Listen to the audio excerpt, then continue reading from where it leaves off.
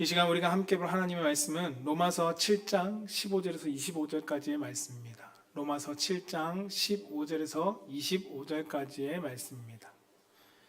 제가 가지고 있는 성경책은 신약성경 248쪽에 있습니다. 로마서 7장 15절에서 25절까지의 말씀입니다. 찾으신 줄 알고 우리 한 절씩 교독하겠습니다. 내가 행하는 것을 내가 알지 못하노니 곧 내가 원하는 것은 행하지 아니하고 도리어 미워하는 것을 행함이라. 만일 내가 원하지 아니하는 것을 행하면 내가 이로써 율법이 선한 것을 시인하노니 이제는 그것을 행하는 자가 내가 아니요 내 속에 거하는 죄니라. 내 속 곧 내 육신에 선한 것이 거하지 아니하는 줄을 아노니 원함은 내게 있으나 선을 행하는 것은 없노라. 내가 원하는 바 선은 행하지 아니하고 도리어 원하지 아니하는 바 악을 행하는도다. 만일 내가 원하지 아니하는 그것을 하면 이를 행하는 자는 내가 아니요 내 속에 거하는 죄니라. 그러므로 내가 한 법을 깨달았노니 곧 선을 행하기 원하는 나에게 악이 함께 있는 것이로다. 내 속사람으로는 하나님의 법을 즐거워하되 내 지체 속에서 한 다른 법이 내 마음의 법과 싸워 내 지체 속에 있는 죄의 법으로 나를 사로잡는 것을 본도다. 오라 나는 공고한 사람이로다. 이 사망의 몸에서 누가 나를 건져내랴. 우리 주 예수 그리스도로 말미암아 하나님께 감사하리로다. 그런즉 내 자신이 마음으로는 하나님의 법을 육신으로는 죄의 법을 섬기노라. 아멘. 오늘 우리 가운데 주신 하나님의 말씀은 로마서 7장 15절에서 25절까지의 말씀을 가지고 한번 따라해 봅시다. 신앙의 딜레마에서 길을 발견하다. 네, 신앙의 딜레마에서 길을 발견하다라는 말씀의 제목으로 선포되어질 때 우리 사랑하는 성도님들의 삶에 바른 신앙의 길로 더욱더 나아갈 수 있기를 주님의 이름으로 축복합니다. 저를 따라서 한번 고백해 봅시다. 하나님 사랑합니다. 하나님 감사합니다. 네, 이 고백이 우리의 신앙의 고백이 되길 주님의 이름으로 축복합니다. 여러분 신앙의 딜레마 다소 낯선 단어로서 여러분 가운데 찾아올 수도 있을 것입니다. 그러나 사실 여기에 주는 의미는 너무나도 익숙한 의미일 것입니다. 이 의미를 제가 이 짧은 예화로 함께 시작하고자 합니다. 어느 추운 겨울날 고슴도치들이 체온을 유지하기 위해서 서로 몸을 붙여서 한 덩어리가 되었습니다. 이들이 한 덩어리가 되어서 함께 뭉쳐 있는데 어느 순간 그 가운데 가시가 하나씩 솟아나면서 그들 가운데 아픔을 느끼게 되었습니다. 그 아픔으로 해서 그들은 흩어질 수밖에 없었고, 근데 흩어지고 나니까 다시금 그들 가운데 추위가 찾아와서 추워서 다시금 모이게 되었습니다. 또 모였는데 또다시 그들 가운데 서로의 가시로 인해서 아파하고 그 아픔으로 인해서 흩어지게 되었습니다. 이 과정을 반복하다 보니까 고슴도치가 어느 순간 마침내 서로를 찌르지 않는 선에서 추위를 이길 수 있는 적당한 거리를 발견하게 되었습니다. 이 이야기는 쇼펜하우의 여력과 보유라는 이 책에서 나온 이야기입니다. 그리고 이 내용을 가지고 심리학자들은 고슴도치 딜레마라고 표현하기도 합니다. 여러분 고슴도치는 약 1만 6천 개의 가시가 있다고 합니다. 이 가시는 무슨 용도일까요? 그들에게 너무도 유익한 용도입니다. 왜냐하면 자신을 맹수들로부터 지키고 보호하기 위한 도구입니다. 그러나 동시에 이 가시는 나에게 다가오는 누군가에게 상처를 주는 도구가 되기도 합니다. 자기의 몸을 동그랗게 말면 외부의 공격으로부터 막을 수 있지만 그러나 그 가시로 인해서 주변의 사람들이 아픔을 겪게 됩니다. 바로 이것이 우리가 딜레마라고 할 수 있습니다. 성도 여러분, 여러분들의 인생은 고슴도치와 같은 모습을 우리는 많이 닮았다고 볼 수 있을 것입니다. 우리는 태생적으로 죄의 본성과 그리고 자기 사랑하는 자기애와 경쟁심, 욕심, 그리고 자존심, 독립적인 것들, 다양한 삶에 나를 보호하기 위한 가시들을 가지고 있습니다. 그러나 그 가시들이 한편으로는 하나님과 사람을 사랑함에 있어서 선하게 살고자 하는 우리의 신앙생활 속에 끊임없이 충돌을 일으킨다는 것입니다. 예수님을 믿고 그리스도로 살아가고 그 마음 안에서 정말 바르게 말씀대로 살아가고 싶은 마음은 솟아오르지만 내 삶의 육신에 죄악된 것, 이 죄성 때문에 우리는 갈등하고 고민하고 그리고 스스로에게 실망하기도 합니다. 바로 이 지점이 신앙의 딜레마입니다. 오늘 본문에서는 사도 바울은 이 갈등이 결코 남의 이야기가 아님을 그는 고백해 주고 있습니다. 바울은 그리스도인들로 하나님의 믿음의 자녀였고 그리고 복음을 위해서 자신의 일평생을 바쳤던 믿음의 사람이었습니다. 그러나 그럼에도 불구하고 그 믿음의 사람도 믿음의 고백대로 100% 살아내지 못하는 자신의 모습을 성경 속에서 그는 이야기하고 있습니다. 여러분, 오늘 본문은 이 선을 원하지만 내 삶 가운데 내 안에서 나오는 악을 행함으로써 인간의 내적 갈등 그리고 신앙의 딜레마를 매우 솔직하게 이야기하고 있습니다. 여기서 중요한 신학적인 보완점은 무엇이면 바울은 나는 구원받지 못한 사람입니다 라고 말하고 있지 않다는 겁니다. 바울은 구원받은 사람이었고 믿음이 있는 사람이었습니다. 오히려 그는 구원받은 자 안에서도 여전히 죄의 영향력이 있다는 것을 인정하면서 그 싸움을 현실 가운데 숨기지 않고 고백하고 있습니다. 여러분, 그래서 이 갈등은 믿음이 없어서 생기는 것이 아닙니다. 이 신앙의 딜레마 속에 내가 선하게 살고자 하는 마음과 그 안의 죄성이, 이 갈등의 문제들은 믿음이 없어서가 아니라 오히려 믿음이 있기 때문에 느끼는 싸움입니다. 그리스도를 믿는 사람이라면, 특별히 예수님을 잘 믿는 사람이라면 더 바르게 살려고 노력합니다. 더 바르게 살려고 애쓰면 애쓸수록 성도들 가운데 이 딜레마는 오히려 더 크게 다가올 것입니다. 분명히 바르게 살고 싶은데, 선하게 살고 싶은데 왜 안 될까? 그래서 오늘 로마서 7장 24절은 쉬운 성경으로 바울은 이렇게 절규합니다. 같이 한번 읽어볼까요? 시작. 나는 참으로 비천한 사람입니다. 누가 나를 이 사망의 몸에서 구원해 내겠습니까? 나는 참 비천한 사람입니다 라고 그는 절규합니다. 사망의 몸에서 누가 나를 건져낼까? 사랑하는 성도 여러분, 우리도 이러한 신앙의 딜레마 가운데 빠져본 적이 있진 않으십니까? 이러한 고민 속에 여러분들 계시진 않습니까? 신앙생활한 지 얼마 되지 않은 분들은, 아니면 죄에 대해서 그렇게 많이 아직 고민해보지 않으신 분들은 이 딜레마 속에 아직 경험하지 못하신 분도 있을 겁니다. 그러나 대부분의 성도들은 이 신앙의 갈등 속에 이 딜레마에 한 번쯤은 빠져보신 적이 있을 겁니다. 그런데 감사하게도 오늘 본문 말씀은 이 신앙의 딜레마 속에서 우리를 정죄하고 있지 않다는 겁니다. 정죄하면서 우리를 몰아가고 있지 않습니다. 오히려 나에게 찾아온 신앙의 딜레마 속에서 우리가 걸어가야 될 길, 그 길을 발견하도록 도와주고 있습니다. 오늘 이 말씀을 통해서 저는 우리 사랑하는 성도님들이 그 길을 발견하고 하나님이 주시는 은혜를 통해 그 방향을 향하여 함께 동역해 나아갈 수 있는 성도가 되기를 축복합니다. 그 첫 번째는 무엇이냐면, 따라해봅시다. 육적 욕망은 신앙의 딜레마에 빠지게 합니다.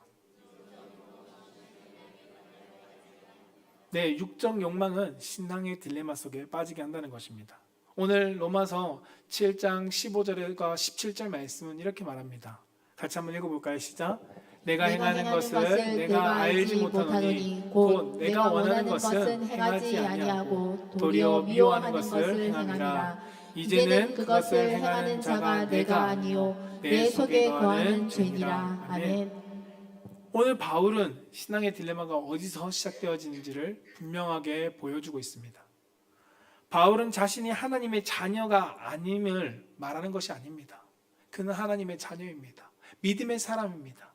오히려 하나님의 자녀이기 때문에 믿음의 생각과 그리고 그 실체의 삶이 다르게 나타나는 것으로 인해서 갈등하고 있었습니다. 너무나도 정직하게 자신의 갈등을 이야기합니다. 우리가 예수를 믿고 그리고 마음으로 고백하고 여러분 가장 먼저 하는 것이 무엇일까요? 회개입니다. 회개는 단순히 우리가 감정적인 후회가 아닙니다. 회개는 생각을 바꾸고 방향을 바꾸는 것입니다. 죄를 향해서 가던 나의 삶을 돌아서서 말씀을 따라 살고자 하는 것, 그 결단하는 것, 그것이 회개입니다. 이것은 분명 성령님께서 우리 안에 계시다는 증거이기도 하죠. 그런데 문제는 무엇일까요? 여러분, 이 변화가 항상 100% 유지되지 않는다는 데 있습니다. 우리는 선하게 살고자 회개합니다. 그리고 기도하면서 말씀을 보고 말씀을 묵상하죠. 그리고 말씀을 따라가려고 합니다. 그런데 얼마 지나지 않아서, 어떨 때는 몇 분도 지나지 않아서 다시 우리의 육적인 욕망에 끌려 죄의 자리에 서 있는 우리의 모습을 발견하게 됩니다. 더 힘든 건 무엇일까요? 이것이 한두 번이 아니라는 거죠. 너무나도 많은 횟수로 우리는 끊임없이 이 죄 가운데 있는 나 자신을 발견하면서 자괴감에 빠집니다. 여러분, 행하기 싫은 죄가 반복적으로 드러나고 우리의 그 반복되는 삶 속에서 우리는 깊은 절망을 경험합니다. 그래서 야고보 사도는 1장 14절에 이렇게 고백합니다. 같이 한번 읽어볼까요? 시작. 오직 각 사람이 시험을 받는 것은 자기 욕심에 끌려 미혹됨이니. 아멘. 어디요? 자기 욕심. 내 욕심에 끌려서 우리의 삶 가운데 또 죄 가운데 나아가 있다는 것입니다. 여러분, 죄는 외부로부터 오는 것이 아닙니다. 죄는 내 안의 욕망으로부터 시작되어집니다. 우리는 예수님을 믿지 않는 것이 아닙니다. 분명히 믿습니다. 여기 계신 분들은 예수 그리스도를 믿는다고 고백하는 분이 대다수일 겁니다. 그런데 믿는데, 말씀대로 살고 싶은데, 그런데 내 안에 있는 육신의 욕망들이 불쑥불쑥 솟아옵니다. 우리는 말씀을 듣고 결심하고 다짐하죠. 오늘 이 설교를 듣고도 그렇게 결심하고 다짐하고 나아갈 것입니다. 그러나 주님께서 하신 이 말씀이 우리 현실을 너무도 잘 반영합니다. 마태복음 26장 41절에 마음은 원이로되 육신이 약하다. 우리의 삶의 모습을 너무도 잘 반영하고 있습니다. 애쓰면 애쓸수록, 내가 더 선하게 살려고 하면 할수록 선해질 것 같은데 오히려 더 깊은 패배감과 비참함을 우리는 맛보게 됩니다. 마치 바울이 오늘 본 말씀에서 고백하는 것처럼, 오라, 나는 공고한 사람이다. 내 속에 드러난 그 모습을 보고, 나는 공고한 사람이다. 하나님, 이 절규처럼 우린 죄책감에 빠지기도 하고 신앙생활 속에 자괴감을 느끼기도 하며 스스로 부정하게 여기기도 합니다. 여러분, 선을 행하기를 원하지만 미워하는 악을 행하고 있는 나의 모습, 양립할 수 없는 두 상태 속에서 우리는 신앙의 딜레마 속에 빠집니다. 그런데 사랑하는 성도 여러분, 이 딜레마는 바울만 겪은 것이 아니고 우리만 겪는 것이 아니라는 겁니다. 성경에 보면 다윗은 하나님의 마음에 합한 사람이었습니다. 합한 사람인데 그도 육신의 욕망 가운데 사로잡혀 그의 삶의 무너짐을 경험합니다. 여러분, 아브라함은 하나님의 약속을 가지고 믿음으로 가나안 땅에 왔습니다. 그런데 그의 조급한 마음으로 인해서 인간적인 계산으로 해서 하갈을 취하고 이스마엘을 낳고 그 딜레마의 자리에 서게 됩니다. 여러분, 이런 위대한 사람도 발견되는 공통점이 있습니다. 무엇일까요? 육적인 욕망이 그들의 신앙을 흔들었다는 겁니다. 믿음이 없었던 것이 아니라 그들 가운데 있는 여전히 존재하고 있는 육적인 욕망으로 그들의 신앙이 흔들림을 경험했다는 거죠. 그래서 바울은 갈라디아서 5장 17절에 이렇게 정리합니다. 같이 한번 읽어볼까요? 시작. 육체의 소욕은 성령을 거스르고 성령은 육체를 거스르나니 이 둘이 서로 대적함으로 너희가 원하는 것을 하지 못하게 하려 함이니라. 아멘. 육체의 소욕은 성령을 거스른다.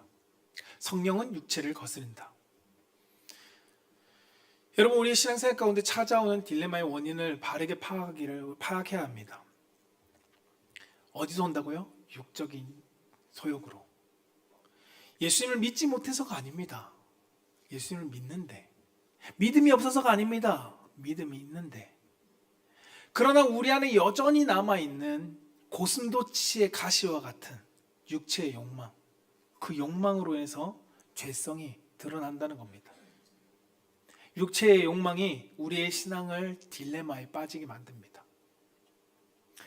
우리의 신앙을 딜레마의 자리로 끌고 가는 것은 바로 믿음이 없어서가 아니라 육체의 욕망이 우리를 끌고 간다는 것입니다. 그렇기 때문에 여러분들의 믿음을 부정하지 마십시오. 여러분은 여전히 하나님을 믿고 구원받은 자입니다. 그러나 이 딜레마는 믿음의 실패가 아닙니다. 믿음에 싸우고 있다는 증거라는 것을 여러분 기억하십시오. 내가 오늘도 믿음의 싸움을 하고 있구나. 오늘도 무너졌지만 내가 믿음의 싸움을 하고 있구나. 우리는 이 딜레마의 한가운데 해야 될 것은 길을 발견하는 겁니다. 딜레마 속에서 주저앉는 것이 아니라 우리는 하나님께서 제시하는 그 길을 결단하고, 그리고 곧이어 바울이 고백하는 것처럼 예수 그리스도의 사랑 안에 그것을 쟁취할 수 있는 성도가 되어야 합니다. 저는 우리 사랑하는 성도들이 그리스도의 사랑의 은혜 안에서 바른 길을 향해 나아갈 수 있는 성도가 되기를 축복합니다. 두 번째 딜레마 속에서 승리하기 위해서는 따라합시다. 죄를 알고 의를 알아야 합니다. 네, 죄를 알고 의를 알아야 한다는 것입니다. 오늘 로마서 7장 20절에서 21절 말씀은 이렇게 하죠. 함께 읽어볼까요? 시작. 만일 내가 원하지 아니하는 그것을 하면 이를 행하는 자는 내가 아니요 내 속에 거하는 죄니라. 그러므로 내가 한 법을 깨달았노니 곧 선을 행하기 원하는 나에게 악이 함께 있는 것이로다. 아멘. 여러분, 바울은 오늘 말씀을 통해서 신앙의 딜레마는 단순하게 감정의 문제가 아니라는 겁니다. 단순한 감정의 문제로 우리가 보는 것이 아니라 우리가 다른 방향으로 보아야 한다는 것입니다. 우리가 자주 쓰는 말씀 가운데, 쓰는 말씀이 아니라 쓰는 말 가운데 적을 알고 나를 알면 백전백승이라는 고사성어를 우리는 알고 있을 것입니다. 그런데 마찬가지로 우리가 죄를 알고 의를 안다면 우리는 신앙의 딜레마 속에서 길을 잃지 않을 수 있습니다. 그러나 많은 성도들이 안타까운 것은 무엇일까요? 신앙생활을 하지만, 예수 그리스도를 믿지만 죄에 대해서 무지해지고 의에 대해서 바르게 알지 못하기 때문에 오히려 신앙의 싸움에서 백전백패를 경험하게 됩니다. 바울은 자신의 신앙생활 속에서 불쑥불쑥 올라오는 육체의 이 죄악되는 것을 숨기지 않습니다. 그는 원하지 않는 악을 행하는 것에 대해서, 그 현실에 대해서 내 속에 거하는 죄가 있다라고 표현합니다. 여러분, 이 표현을 반드시 바르게 이해해야 합니다. 자칫 잘못하면 죄를 지어도 책임이 없는 것은 아닌가라고 오해할 수 있기 때문입니다. 그 오해하는 이유가 무엇일까요? 죄와 나를 분리시킵니다. 내 속에 거하는 죄? 나와 죄는 다른 것인가? 결코 그렇지 않습니다. 죄와 나는 분리할 수 없습니다. 하나의 죄는 나와 함께 존재하는 죄의 성입니다. 타락한 인간이 그 안에 남겨진 하나님을 거역하고자 하는 그 기울임의 증거입니다. 이것을 다르게 표현하면 마치 여러분, 빛이 있으면 무엇이 함께 동반될까요? 그림자가 동반됩니다. 이 땅에 살아가는 동안 죄는 우리 가운데서 완전히 떼어낼 수 없습니다. 죄는 항상 따라오게 되어 있습니다. 그래서 우리는 죄를 대충 알아서는 안 됩니다. 정확하게 알아야 합니다. 그 죄를 어떻게 다뤄야 되는지를 우리가 알고 배워야 합니다. 성경 우리 가운데 분명히 말씀해 주죠. 로마서 3장 23절에 이렇게 말씀합니다. 모든 사람이 죄를 범하였으며 하나님의 영광에 이르지 못하더니, 누구라고요? 모든 사람입니다. 모든 사람이 죄를 범했다는 것입니다. 죄가 없는 사람이 없습니다. 모든 사람이 죄를 범합니다. 그러나 죄를 다스리는 자가 있고 죄를 다스리지 못하는 사람이 있을 뿐입니다. 여러분, 죄는 단순하게 도덕적 실수가 아닙니다. 성경에서 말하는 죄는 하나님과의 관계를 가로막는 모든 것을 지칭합니다. 이사야서 59장 2절은 이렇게 말씀하죠. 같이 한번 읽어볼까요? 시작. 오직 너희 죄악이 너희와 너희 하나님 사이를 갈라놓았고 너희 죄가 그의 얼굴을 가리어서 너희에게서 듣지 않으시게 함이니라. 아멘.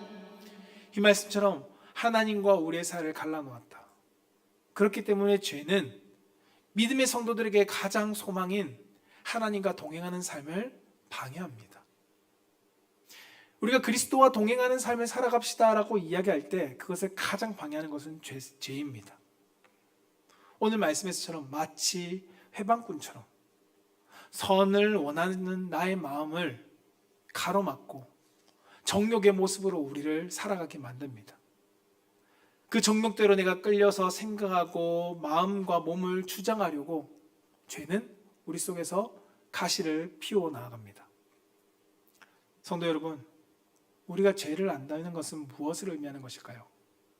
그것은 내 의지로 충분히 이길 수 있다는 착각을 내려놓는 것입니다. 많은 사람들이 열심히 하면 돼. 무엇도요?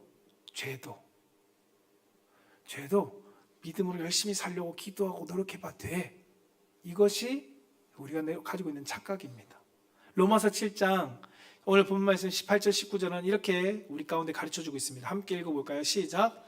원함은 내 속 곧 내 육신에 선한 것이 거하지 아니하는 줄을 아노니 원함은 내게 있으나 선을 행하는 것은 없노라. 내가 원하는 바 선은 행하지 아니하고 도리어 원하지 아니하는 바 악을 행하는도다. 아멘. 원함은 내게 있습니다. 선하게 살고 싶어하는 원함. 말씀을 듣고 예배를 드리면서 설교를 듣는 가운데 저렇게 살라고 하시니까 살아야지. 그 원함은 내게 있지만 뭐라고요? 선을 행하는 것이 없다라는 것입니다. 내가 원하는 바 선을 행하지 아니하는 내 속의 모습들이 드러납니다. 무엇이요? 악한 모습들이요. 바울은 분명히 말합니다. 우리의 육적인 의지로는 죄를 이길 수 없다. 너가 아무리 원해도 너의 노력과 너의 의지로는 죄를 이길 수 없다는 것입니다. 그래서 그는 앞에서 오늘 본문 말씀 7장 앞에 16장에서 이미 이렇게 선포했습니다. 6장 14절 말씀을 함께 읽어보겠습니다. 시작. 죄가 너를 주장하지 못하리니 이는 너희가 법 아래에 있지 아니하고 은혜 아래에 있음이라. 아멘. 여러분, 죄를 안다는 것은 뭘까요? 죄를 내 힘으로 이기겠다는 결심이 아닙니다. 이 결심을 강화하는 것이 아닙니다. 이미 승리하신 주님의 은혜 안에, 은혜 아래로 스스로 옮겨놓는 것이 죄를 아는 사람의 모습입니다. 내가 죄를 알고 있습니다. 죄를 바르게 한다는 건 내가 죄를 이기기 위해서 열심히 기도하고 새벽을 깨우고 이런 노력을 하는 것이 아니라 하나님의 은혜 안으로 내가 나아가는 것입니다. 그리고 의를 안다는 것, 그것은 무엇일까요? 의로운 사람이 되려고 애쓰는 것이 아닙니다. 이미 죄인 되었을 때 우리를 의롭다 하신 그리스도께로 나아가 그분을 의지하는 것이 의입니다. 나를 의롭다 하신 그리스도를 의지하면서 나아가는 것, 이것이 의로운 자의 삶이라는 것입니다. 그래서 바울은 로마서 8장에 이렇게 선언합니다. 8장 1절 함께 읽어볼까요? 시작. 그러므로 이제 그리스도 예수 안에 있는 자에게는 결코 정죄함이 없나니. 아멘. 어디 안에요? 예수 안에.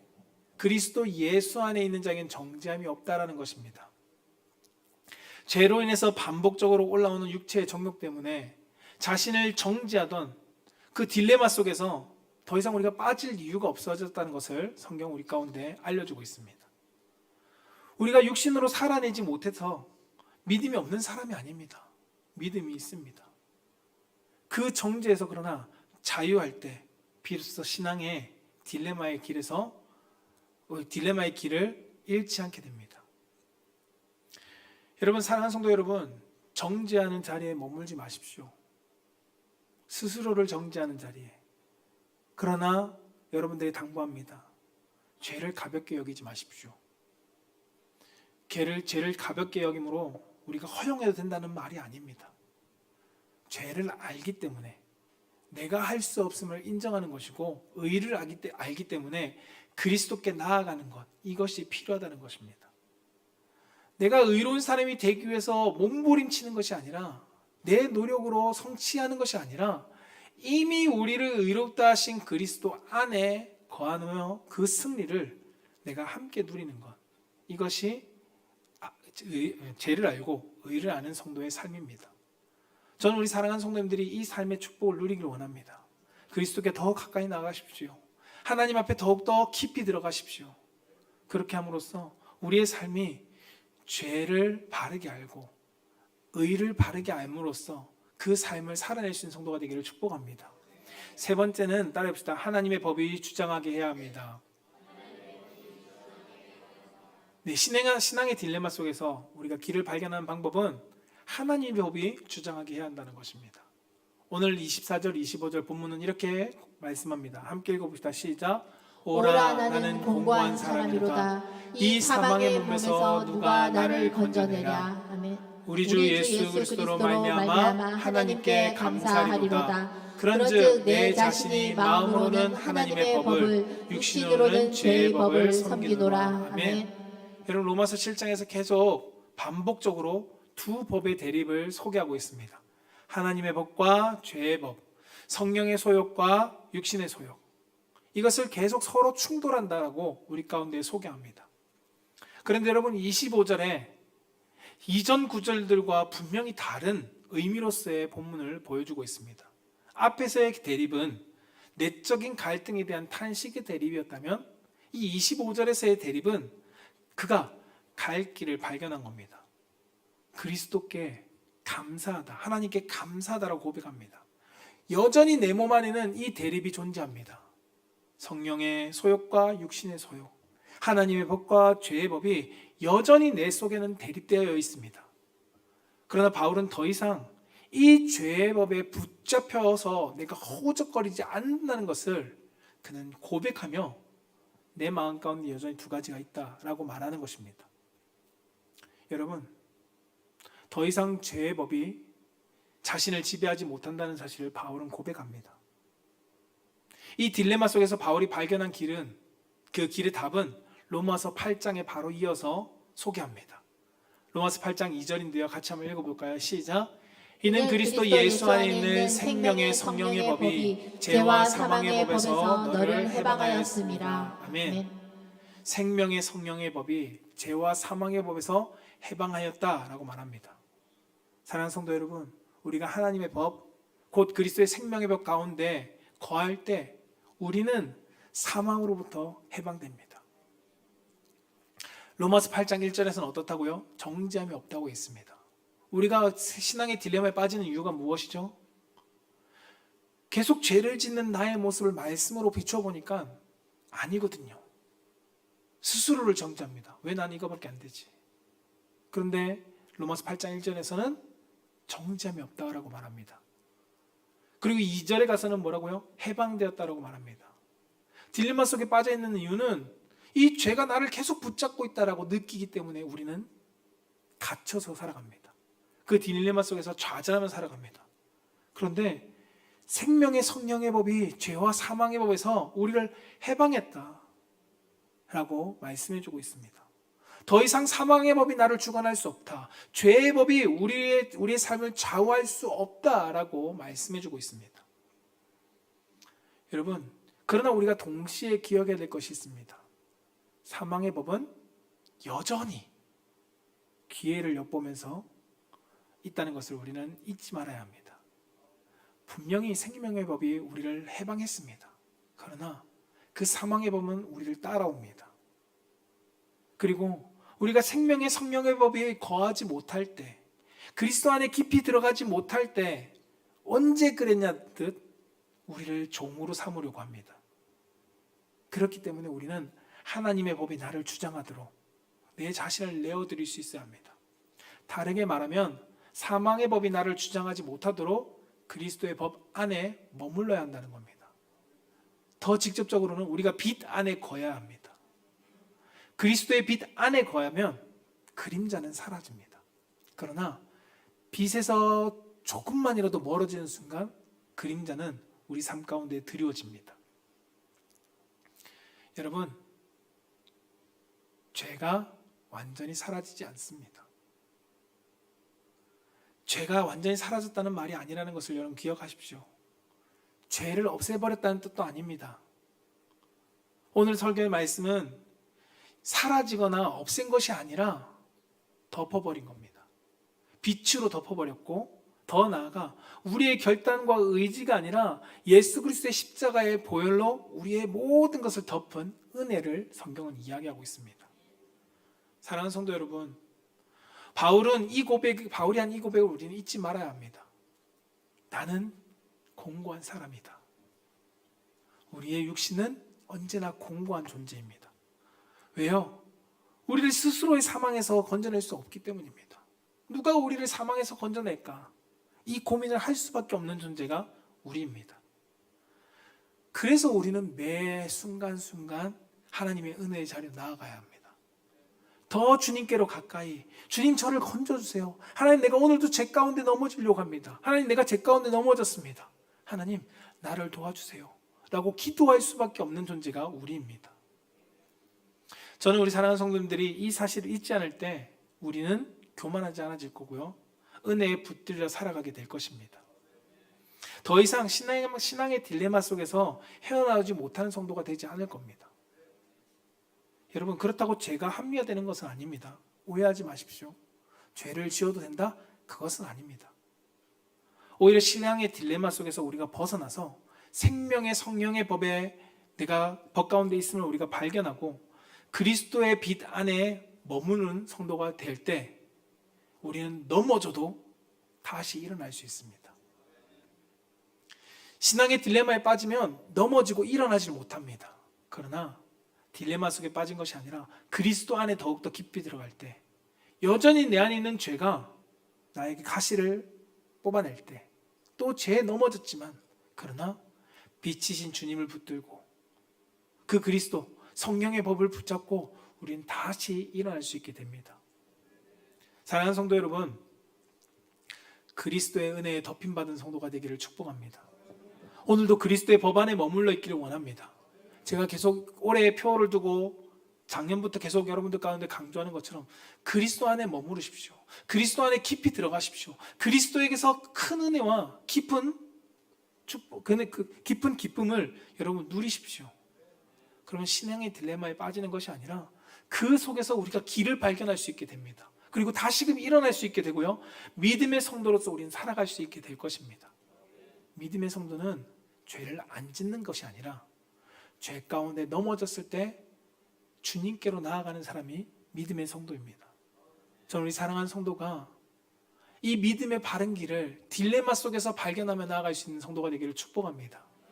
말씀을 정리하고자 합니다.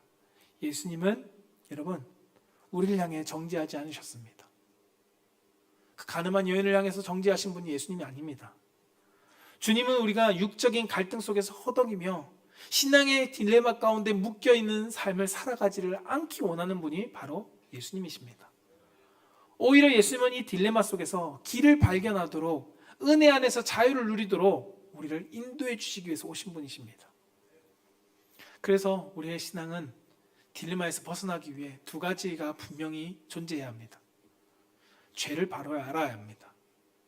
죄를 바로 알아야 내 의지와 결단이 아닌 그리스도가 필요함을 알 수 있습니다. 그리고 의를 바로 알아야 합니다. 바로 우리의 의롭다함을 얻는 것이 아니라 그리스도가 우리를 의롭다 여겨주는 칭의, 그 그리스도의 은혜 안으로 내가 들어갈 수 있게 되기 때문입니다. 사랑하는 성도 여러분, 죄를 바로 알고 의를 바로 알므로써 우리의 반복되어지는 신앙의 딜레마 속에서 더 이상 정죄가 아니라 은혜를 선택하고 그리스도와 함께 넘어져도 다시금 일어나 주님과 동행하는 성도로서 나아갈 수 있기를 주님의 이름으로 축원합니다.